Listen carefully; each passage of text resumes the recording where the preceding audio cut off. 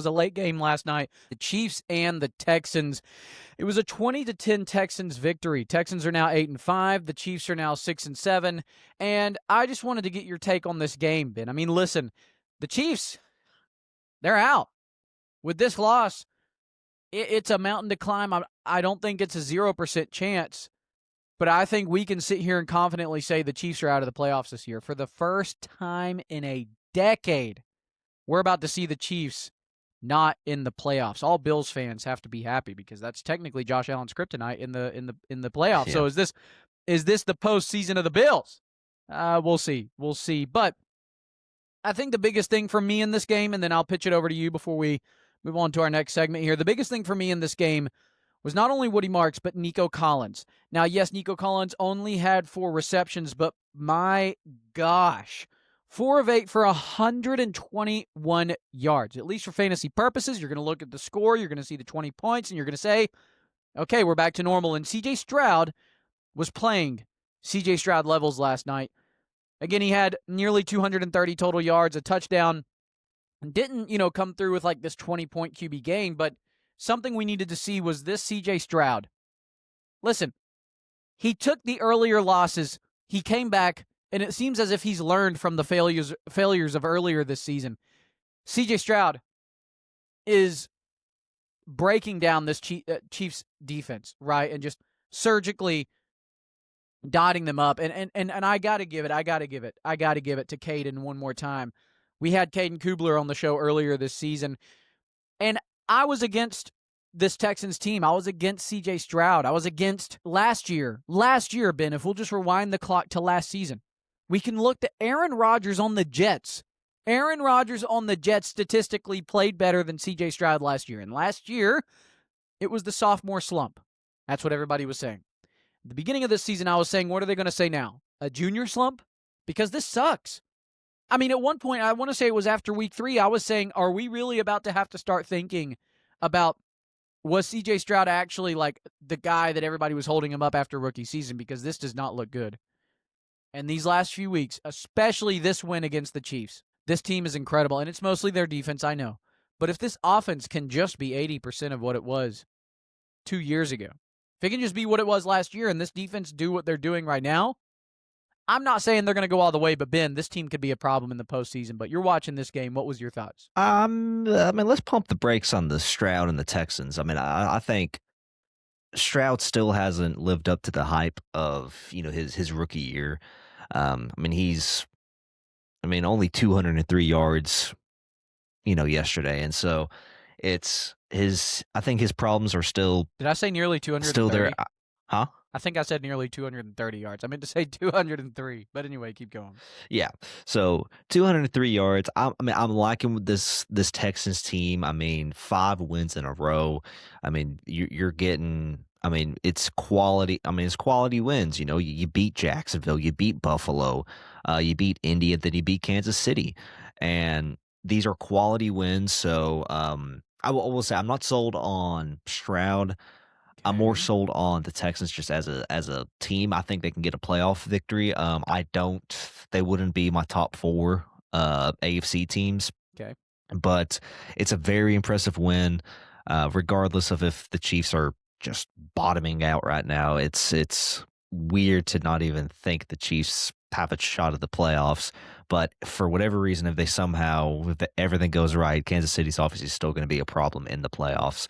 But it's looking like it ain't gonna happen. C.J. Stroud, again, he's playing, fairly clean ball. Again, I would like to see more of his rookie self, which, I don't know.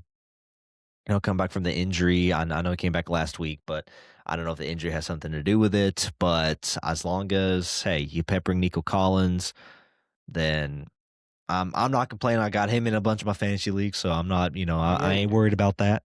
But yeah, I think just right now, I think it's a great quality win for the Texans. Their upcoming games, home against Arizona, should be a win on that. Vegas should be a win on that. And then they take on the Chargers on week 17. So should be looking a good season's end for the Texans. I don't know if they can close out and go on a Would that be an 8 8 game? Yeah. yeah, I think a 8 win streak, but it's very possible. So, I think Texans they're doing good. I'm liking Woody Marks. Yeah, I wanted to ask And I you on think he that. did. You know, with Woody Marks, what's your thoughts on him and Dynasty going forward? You know, especially going into next season. I think you were pretty high on him either last week or the week before. I can't remember what the segment was, but I remember you were pretty high on him. Yeah. Yeah, I mean it was last week. I mean he's getting I mean, his carries are just increasing each and every week. I mean, 26 carries yesterday. The yards, yards per carry could have been better. I mean, he only had 68, but he had a receiving touchdown as well, 3 targets and 2 catches. So I'm really liking what I'm seeing from Woody. Again, I think Dynasty. I think you go out and get this guy. I don't think you're going to overpay for him. Again, I think just with the production that he's doing right now, he's got all the carries. He's getting the snap percentages. And there's really no competition back there.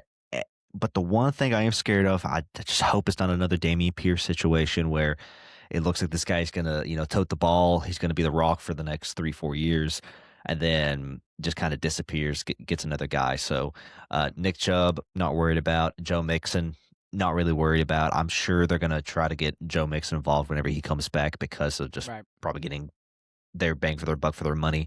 But for Dynasty, I think Woody Marks is one of the hey, go out and get this guy before it's too late. If your trade deadline is still on for whatever reason, trade for him now.